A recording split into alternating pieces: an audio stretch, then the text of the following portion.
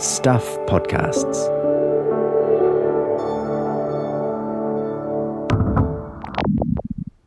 This episode of What's Wrong With You is sponsored by Every Human, an online platform selling life-changing adaptive clothing, footwear and lifestyle products. It's the home of the ultimate shopping experience for people with disabilities. Shop the range at everyhuman.com.au.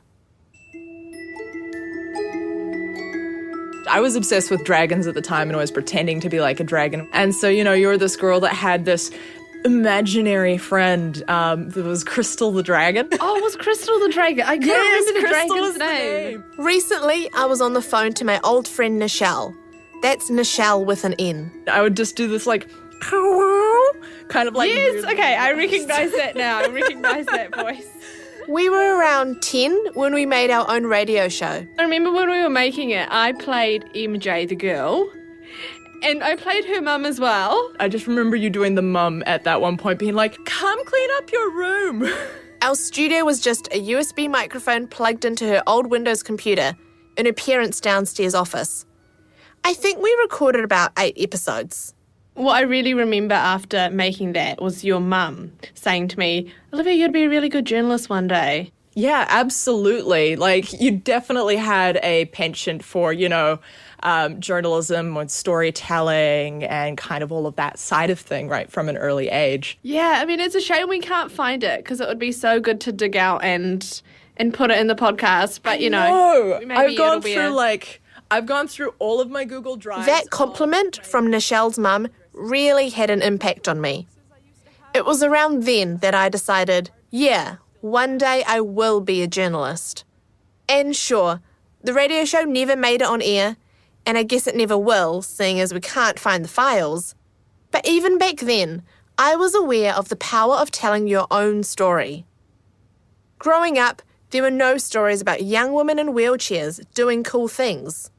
Yes, we were starting to see a bit more diversity in mainstream movies and TV shows, but there weren't any stories about disabled people I could relate to. So I came to the conclusion I'd have to pave my own way. I'm Olivia Shivas. And I'm Rebecca Dubber. And you're listening to What's Wrong With You, a podcast about disability and living in a world that's not designed for you. In this episode, we're looking at media representations of disability. And spoiler alert, quite often, they suck. Exhibit A. Life was limited to a wheelchair. Exhibit B. Ramirez suffers from cerebral palsy and is wheelchair-bound. Exhibit C. To face the harsh realities of life in a wheelchair. Okay, yeah. Well, you get the idea. We'll get to all that later. Our first guest is Grace Stratton. She's a law and communications student and is working as a producer for this very podcast. Yeah, one of her roles has been finding and lining up interview subjects. And this week, she's found us, herself. But honestly, Grace was the perfect person to get into the studio to talk about the media. She runs an accessible communications agency called All Is For All and is someone who's really shaping representation of disabled people in New Zealand. Grace was born 10 weeks early, and in her own words, she was impatient out the gate. This resulted in a brain injury, and she's been a wheelchair user her whole life. We started by talking about the podcast title. Actually, is it ever okay to ask a disabled person, what's wrong with you? It depends on the context, but I don't really mind. I think the thing is everyone's different, right? But because I don't see my disability as an issue, most of the time I don't actually mind answering because I don't think it's a problem. But I think the phrasing of the question is obviously an issue, like saying it's something that is wrong with us is a problem because that's not how we see it. Yeah, and I think that's why we chose that title, because it's so provocative and people... the reactions I've seen when telling people, some people just laugh, some people their mouths dropped, some people are shocked that. Well, it's what people are thinking as well. People don't like you verbalizing what they're thinking, even though they're thinking it. So this episode about disability in media, we wanted to look at how people with disabilities are portrayed. And often these stories are done through the lens of non-disabled people. What are some of these negative stereotypes? Well, I think basically what you're saying is true no matter where you look. The standard of success in life is a non-disabled person's standard. And so the media reflects that standard, but they don't do so with room for a disabled person's experience of life. So that means that often in the media, the stories of disability that we do see are ones with a very low bar. So it might be like disabled person enters a Lego competition, which is a real life example. He didn't even place in the Lego competition, ladies and gentlemen. And that might be. I'm not belittling that person's achievement. That might have been a really big achievement for them. That's not what I'm saying. But what I'm saying is the phrasing was something like, before it was fixed, the phrasing was something like wheelchair-bound boy enters Lego competition, and the opening line was, despite him not being able to play sports, he enters the Lego competition. So it's not the competition that's wrong, it's all the phrasing surrounding that, and the bar being so low for disabled people's achievements that we're celebrating, just entering a competition like that. That's, not exactly newsworthy. So a low bar would be my main one. And then layering it on top, because he can't play sport despite, his disability, and just kind of adding insult upon insult upon insult of what, a disabled existence or a disabled life is meant to be. I also think because the majority of media is obviously consumed by a non-disabled audience, because the majority of people in the world are not disabled, all of the framing is influenced by that idea. So we design things for the majority of people, and it's the same for our media.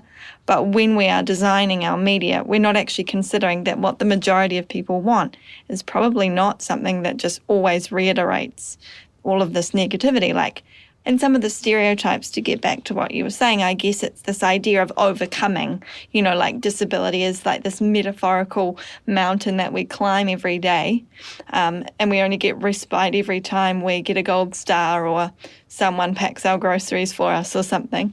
That idea is incorrect. We live successfully with our disabilities. And so that is something that I don't think the media ever really captures. Our disability is always framed as this kind of accessory to our person, but I see my disability as so inherent to who I am that you can't separate the two, and I think that's what the media doesn't really get. The other stereotype that's often portrayed, if it's not overcoming disability, it's the disability is too hard to overcome, therefore the life isn't worth living. And you get a lot of those stories where and I feel like it's particularly relevant in a society where we've just voted to legalise euthanasia, that it's going to matter now more than ever how, disabled people's lives and experiences are portrayed as worth living. Because a lot of, particularly like in fictional movies, we've seen that the story is, handsome young non-disabled man has accident, ends up quadriplegic, meets the love of his life. He's beautiful, and he's beautiful as well, and successful. And the actor wasn't actually disabled, just putting it out there. But, meets the love of his life, but that's still not enough. Like, love isn't enough to overcome disability, and he goes to Switzerland. I don't want you to miss all of the things that someone else could give you. And he didn't want to put her through the disability. Because disability is so terrible that everyone around you is somehow put through this terrible thing. And that, I think that also happened. I'm just like, who signed off on that? But it also, it's because it's for a non-disabled audience. Because they go and watch that and they eat their popcorn and they drink their drinks, and then they don't think about the impact that has on the disabled people coming to the cinema. And I think that's the problem, that a lot of disability organisations, for example, sometimes their focus can be on stories of improvement and stories of medical intervention. And I'm not saying that medical intervention doesn't have its place, but the framing of that from a comms perspective and from a media perspective is really it can be really harmful. So if we say things like, Barbara learned to walk again after, years of really wanting to like play with her friends on the playground, like how does that make me feel as a 21-year-old woman who never did go on the monkey? But like people don't think about how the impact of what they're saying makes other people with that same disability feel. They just think that the article or that the piece of media is in isolation. Yeah. But it actually has this huge impact, not only like you're saying on the ways that we think about disability in the future, but actually on our lives, because when we consume it, we get hurt or we feel a certain way, and then that impacts our whole day. So, yeah. I mean, it's interesting from my perspective as well, because I've been working in a newsroom for a few years now, and I can also see it from the other side. Journalists and news directors and editors, they're wanting to sell the story as strong as possible so people will read it, because you want people to consume your content, and these stories are important to tell, but the harmful reinforcement is not great. And I've often caught myself even wanting to embellish a headline a little bit, and then I'm like pausing, I'm like, hang on a minute, Olivia, like, no, it's like my own internalized ableism as a journalism producer. But I think what is also quite cool about me working in this space is I actually have a bit of influence when I do see a story. I think there was one about a girl who was born with a leg shorter, and she went over to America. Her parents spent hundreds of thousands of dollars to extend her leg, but someone wrote something in the article about, but don't worry, doctors are able to fix it, or something like that. And it was like, so all these other people who aren't able to get the same surgery saying, they're still broken, or this, but I was able to go in and change that and talk to the right person and educate them. Didn't you and I work together on a response? We were like, how do we frame a response that obviously doesn't like villainize or look down on the person in the article, because that's definitely not what we're trying to do. It's just, or look down on, a journalist who is just trying to do their job with those traditional values that come with journalism. But I think it's just about thinking critically. And it doesn't just apply to the disability community. It applies to all groups. You think about how we talk about crime in this country, and we might say something, I was just in a lecture actually, and they were talking about this, about how, in headlines you might see like South Auckland boy does X. Is it necessary to say the area he's from? Do you even know that he's from? So it's not just disability that has this problem. It's really across all segments of society that we kind of drive home these stereotypes because we're trying to sell papers or because we're trying to do something. And we need to stop doing that. Wanted to quickly bring up the other kind of negative stereotype. There was that story a few years ago about a mum who killed her daughter who had autism, and the media labelled it as a mercy killing, and how awful it was. Like, you wouldn't label a non-disabled person dying the same way as a mercy killing. And I was talking to a friend, and I think we were saying how the lawyer said she'd already been on a life sentence, as in having a disabled daughter was already in, like a life imprisonment. It's a really complex issue, and I will say it's a really totally that's abhorrent, that the whole framing of it's terrible, and it's not a mercy killing because that person's life had just as much value, and you can't imply otherwise. That's terrible. But no one is saying that raising a disabled child or having a disability is an easy thing, because we navigate a society that makes it difficult. The principle of the article might have been to say it was difficult for this woman to raise her disabled child, and because she didn't have adequate access to help or whatever, it led to, sadly, led to the most terrible thing that you can do. You could make that same point without using the words mercy killing in an article. So I guess like this whole conversation kind of comes back to thinking critically about the words that we're using, because no one is saying that the principle of the argument has to change, because like the core message might be relevant, but it's just the delivery of the message. And so what that means for me is every new person I meet, I'm like, oh my goodness, am I going to have to like help you overcome some things that you might think about me? So I never really have an interaction with a stranger where I feel like we're starting on an equal playing field where they know nothing about me and I know nothing about them. Like, I don't know anything about them because they're non-disabled and they look like everyone else. I feel like they already know stuff about me because they're just building based on all these assumptions. Yes. I remember one time when I was like 15 or so, I went to get something for my mum for Mother's Day. And the woman behind the counter started asking me, she just looked at me point blank and she goes, "Can you have children?"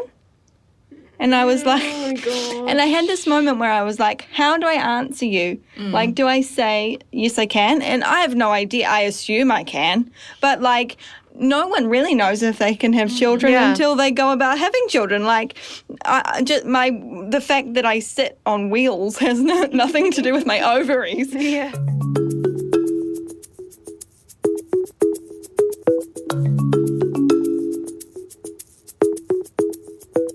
Why don't we go through some news stories and things that I've lined up?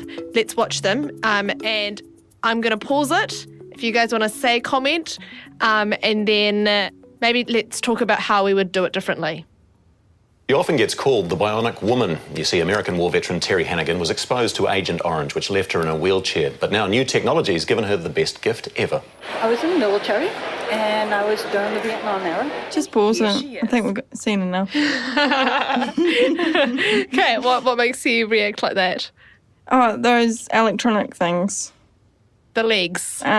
Rewalks or whatever. I'm like exoskeleton. I'm like personally offended by them. I have a deep. No, it's just my opinion. I love this idea that like society's solution is like this massive as like technological skeleton. Like, God forbid they just like make the paths flatter. Like your solution to my problem is like this giant skeleton, but you won't like make a more inclusive education system? Life was limited to a wheelchair until 3 years ago when she was called up to trial a new technology. You see, she's going to put on a backpack. So you were saying to me, you know, This is like... Oh, it's making me localize. This is like Dora the Explorer meets the Avengers. I don't want to be rude to this lady because I'm sure, like, look, none of us understand what it's like to lose something in that way and serve your country. So I'm in no way implying that this isn't a valid thing for her. But I just think it's hilarious that someone's like, a wheelchair was limiting. You know what's not limiting? Spending 45 minutes getting strapped into a skeleton, putting on a backpack, then like standing up technologically on my giant, like it's just like you can probably only really walk in for like 10 minutes. It's just and even those I don't think are not a solution for stairs. No. Yeah. So just change the stairs. Yeah, like exactly. And it kind of just feeds into that idea that, you know, a mobility aid is a limiting factor when it's really an enabling one. Thing. Yeah. Totally. Yeah. So they've got that wrong. Yeah. Okay, we've got another one. This is just my favorite story of the night. Talk about inspiring. UT Permian Basin student Romeo Ramirez, also known as Mr. UTPB, received his degree tonight. Ramirez suffers from cerebral palsy. Suffers. What do we think about the word suffers from cerebral palsy? I was already cringing from her saying it was her favorite story. And is wheelchair bound, but that... Wheelchair Okay, bound. so I guess like this just is all the classics, right? So you've got like wheelchair bound and suffers from, and I would like to think that the media has improved. When was this? January this year.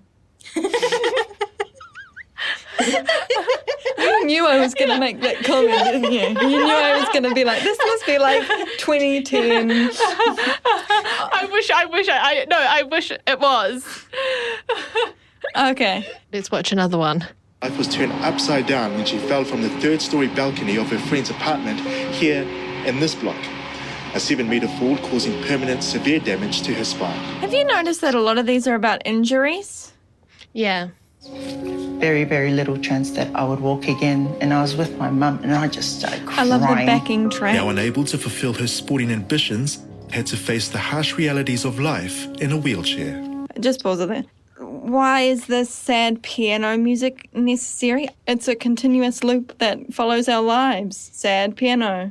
I also think it's funny it's like unable to fulfill her sporting dreams, considering like the Paralympics are pretty like, well, like I think you did all right, Beck, you know? I want to read through a few headlines now as well. So these are real headlines across different New Zealand media outlets, and let's talk about what we would do to improve them. Let's rewrite a few of them. So, the greatest Mother's Day gift, being able to walk again. Tetraplegic 19-year-old learns to walk again. Agonising journey to walk again after one-night bug. School pool dive leaves Hawke's Bay girl, 11, a tetraplegic. First of all, none of us are saying that these people didn't go through a difficult experience learning to walk again. We're just trying to make the point that these things need to be improved. Why would walking be my goal? I have all this other stuff that I feel I want to live for. Like walking could, like all of us really, walking could be our goal. It could be what we focused on. But we have all this other stuff we want to do. And if we focused on walking, that would like eclipse everything else. And I think that's what people don't understand. So to wrap it up, how would we improve the article? I guess generally it's just where is the emphasis in the sentence. So, I mean, I'm not a journalist, Olivia, you're the journalist, but my 2 cents would be that the emphasis should be on the person or on the journey. If the emphasis is on something about them needing to be fixed or changed in order for their life to improve, that's an error. So, for example, the boy entering the Lego competition, why couldn't it just be boy experiences personal achievement, enters Lego competition, and then the article could explain that this is a big deal for him because as a disabled person, he hasn't been included in competitions or before. look, there's all these activities which haven't been set up to be accessible. And this one is accessible. Yeah, all these people made the effort or, that type of thing. Yeah. And it's totally true that as a disabled person, you grow up and you feel like most activities aren't for you. So I resonate with the concept of the article that he's celebrating being included. But that's the concept of the article. It's not that he's disabled. Yeah. The fall one, it's like, does the emphasis have to be on the accident or can it just be on the fact that the person is now living life from a wheelchair and adjusting to that? Because it's probably traumatic for that person to have, the fall back in news media all the time. We have friends that have had injuries and they often have to read in the news media coverage about their own injuries again and again. And how does that make them feel? It just is like re-bringing up this trauma. So, yeah, for me it would just be the emphasis is on the person, not on the deficit that they somehow have.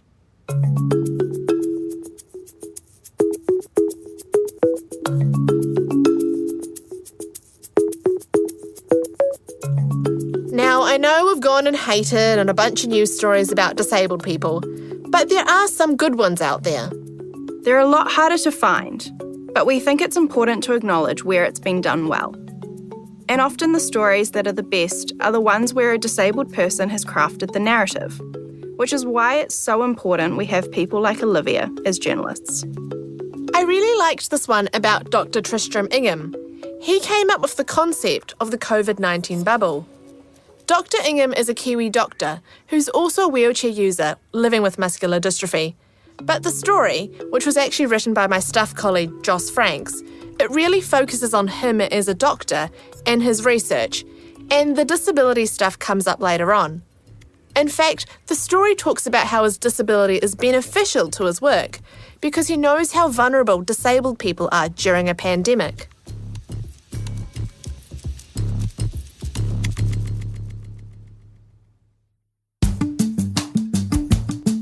We started this podcast because we believe in telling our stories our way, because it's not until lived experience is centred that true change will occur. Every Human's blog and lifestyle offering shares the same vision. The online platform's lifestyle products enable you to live your best life, and their website also hosts stories by disabled people. We can create a better world that amplifies the voices of disabled people through storytelling and by ensuring access to products that are designed to make your lifestyle more accessible. People with disabilities are often disabled by the environment around them, but Every Human is a platform curated to ensure access for all, and where disabled people share their own stories on things from dating, disability rights, their interests and achievements. Every Human is championing the journey towards better representation. This is a journey we are all on together, so wherever you can, make sure you're living out nothing about us without us. Check out the everyhuman.com.au blog, and perhaps while you're there, get yourself some accessible lifestyle products or an accessible wardrobe, so you can be in an outfit you love, living your best life with accessible gadgets while also championing lived experience. Right, we're back. So I've been moaning about how the media messes up stories about disabled people. But here's a thought. What if you actually, wait for it, get disabled people to tell those stories? We don't mean non-disabled people shouldn't write stories about disability. But look, if you've been there, you just have a clearer understanding and more perspectives. So, where are all the journalists with disabilities? Well, there's me. But the fact is, there aren't a lot of us.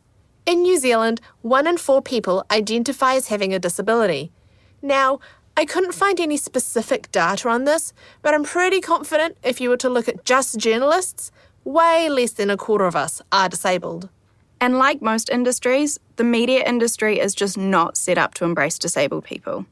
To take a small example, when we were looking for a studio to record this podcast, we called 7 studios in Auckland, and only 1 of them was fully wheelchair accessible. Shout out to Envy Studios on Anzac Ave in Auckland. We love the lift and ramp to get in here. Anyway, our next guest is a journalist with a disability, and I'm really keen to hear what she has to say. I wasn't able to make it on the day of the interview, but Grace Stratton took my place. Naz Campanella is a journalist in Australia. She's blind and has done some amazing work reporting on disability. We called Naz over Zoom, but first we had to ask her to turn off the radio in the background. Oh my God, okay, I did it. Yes, I think that's off now. Yeah, thank you so much. Okay. Oh God, that was really embarrassing. I'm like climbing between someone's desks. Okay, all right.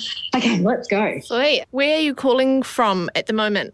I am actually calling from Sydney. We're doing this over Zoom, and I do apologise for the fact that it is a little noisy. I am in quite a loud office, and all the quiet spaces have been taken. So I am just crouching in the middle of an office here. I've found a nice corner and trying to shut people out. I don't think I told you the name of our podcast. It's meant to be a little bit provocative, but I'll also ask you this question. What's wrong with you? Oh, well, I mean, you know, I can be quite loud. I can be, you know, kind of rude sometimes. No, I'm kidding. I know exactly what you mean. But look, I have 2 disabilities. First and foremost, I'm totally blind, and so that means I have no vision. I lost my vision when I was 6 months old when blood vessels burst in the back of my eyes, and they essentially detached my retinas. My other disability is that I was born with a neurological condition called Charcot-Marie-Tooth neuropathy, or CMT, and basically that means that over time my muscles, the muscle tone in my arms, legs, hands and feet wastes away. It's degenerative, so it gets worse over time, and it impacts me in the most profound way because I have a lack of sensitivity in my body, and it means that I can't feel Braille. So that's why I'm actually not a Braille user. I learn and work using screen reading technology and sound rather than Braille in a traditional sense for a blind person. I'm just going to interrupt the interview here. Naz spent a lot of her journalism career as a newsreader, and the technology she uses to read the news is pretty incredible. She listens to an audio translation of the written news through her headphones and then repeats what she hears into the microphone live on air. So she's simultaneously listening and reading at the same time. This is what it sounds like behind the scenes. The senior New South Wales policeman who blew the whistle on allegations of a cover-up of child sexual abuse has admitted he lied to colleagues because he was suspicious of their motives. Right, on with the interview. And your role now is as a disability affairs reporter. For a long time, I'd really been disappointed in the kind of portrayal of people with disability in media all across the world. It was always really as though we were to be pitied. You rarely saw issues in the mainstream media about, the way we were living, the abuse that was happening in the disability community, how people were being exploited, the low pay, and some of those really big issues. And I noticed that every time there was a disability story, there were always non-disabled people writing them, talking about them. All the interviewees were non-disabled. And I just really wanted to change that. And so I pitched the idea to the ABC board for this disability affairs reporter role. And I'm really lucky that they totally saw merit in it and committed to it then and there. And here we are almost a year later. Can't believe it. Is there one particular story that you've done that really encompasses for you the dream for the role kind of realised? I'm going to be greedy and give you two. Okay. The first one is a story I did about a new style of supported independent living accommodation for people with high support needs in Australia. And basically it was, you might have 10 apartments where people would live, and then there was what they call a concierge apartment, like an 11th apartment, where when your support workers went home, there was always someone staying in this 11th apartment. They were a support worker and you could call on them for whatever you needed in the time that your own support workers were not around. And the woman, my main case study, is a woman who was living in traditionally a very sort of low socioeconomic disadvantaged area of Western Sydney. She was a migrant from Afghanistan. She migrated over when she was a teenager. She has spinal muscular atrophy and uses a wheelchair. And she was 21, just so incredibly vibrant and fun and fierce and funny, and just wanted to move out of home at 21 like any other person. And of course, having high support needs, her parents were a little bit nervous about it, and she's done it. And the second one was, we had a reporterless piece from a person who is nonverbal. So reporterless being the person just told their story completely from their voice. Now, this person is nonverbal and they communicate using a computer device. So they would work with their speech pathologist through blinking, through a communication board with numbers, colours and letters on it. And when the speech pathologist would point to different letters and numbers, and that's how they would work out what this particular man, Oliver, wanted to say. And then it was inputted into an iPad or a computer, and then a very similar robotic voice would say what Oliver wanted to say. It was a TV piece and it had lots of beautiful footage of Oliver, but then Oliver's voice was this robotic sort of voice. But we heard what he wanted to say, and it was really important for me that we try and make that a piece without a reporter. That last story you're talking about, how long did that take? Look, a couple of weeks from kind of working back and forth with support workers, speech therapists, and I would email everything so that they could read it out aloud to Oliver. So a couple of weeks really to organise and plan and practice and all of that kind of thing, and then actually putting it together took a couple of days. And I love that you the first story you mentioned about those girls wanting to go flatting. I just read that this morning actually, and I think, and I could relate to it so much because just in the last few months I'd been looking for a flat, and it was like the first time I'd seen a story that I could so relate to in my own situation, because I told all, kind of my able-bodied friends and my family, how hard it is to find accessible accommodation. And, you could see that they kind of have a bit of sympathy, but they don't fully understand. But reading that story, I was like, oh my goodness, all these things that they're saying, it's exactly how I feel right now. And so I think yeah, that's why I guess your role and the trust people have with you is so important.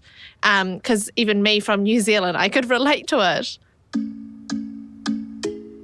Loads of people say things like, that they can't, they can't use the word see or watch around me.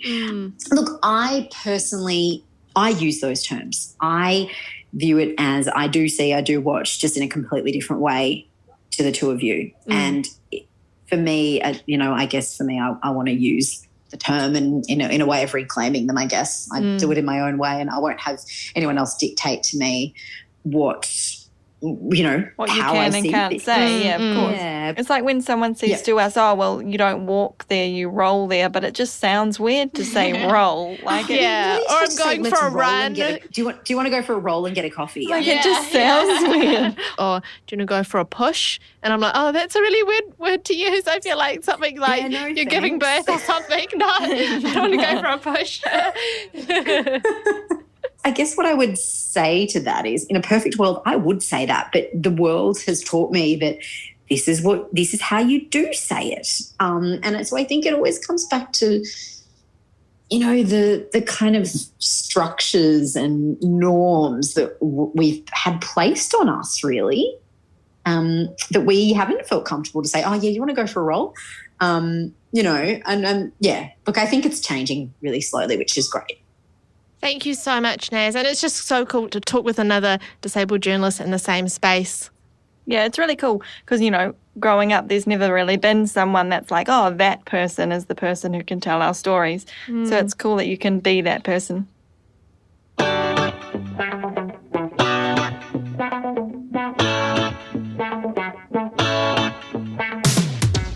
that was our very last episode of What's Wrong With You. I can't believe it. What a ride it's been. Thank you to this episode's guests, Grace Stratton and Naz Campanella. Over this series, we've learnt how to carry a baby while pushing a wheelchair. We've figured out how we can fit 3 wheelchairs in a massive rental SUV in Dunedin. We've confronted ableism.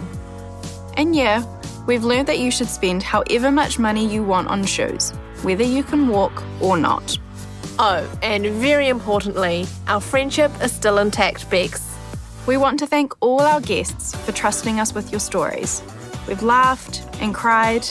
This podcast wouldn't have happened without you. And yes, you really have inspired us. And we don't take that word lightly. When I started making this podcast, I had no idea what I was in for. It's been a lot of hard work. Harder than it was for me trying to walk as a toddler. But I've really learned a lot about what we journalists with a disability can achieve. It's been a dream come true for us to be leading a project telling stories about people like us. Even if it takes a bit of planning and you've got to call around 7 recording studios before you find something wheelchair accessible. If you're still listening now to the 7th episode, you're obviously a committed listener, so thank you. And because this is our last episode, we've got quite a long list of thank yous. A huge thank you to all my workmates at Stuff. And mine at Sweeney Vesti and All Is For All. And our friends and family who champion us and make our lives more accessible. We also want to thank Ella Martin, Envy Studios, Veronica Crockford-Pound and Joseph Griffin, Origin Studio and Showroom 22. To catch up on all our episodes and check out some behind-the-scenes photos, head to stuff.co.nz/What's Wrong With You.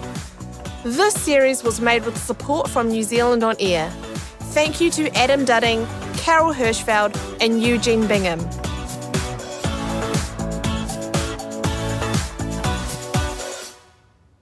This episode was sponsored by Every Human, an online platform selling life-changing adaptive clothing, footwear and lifestyle products.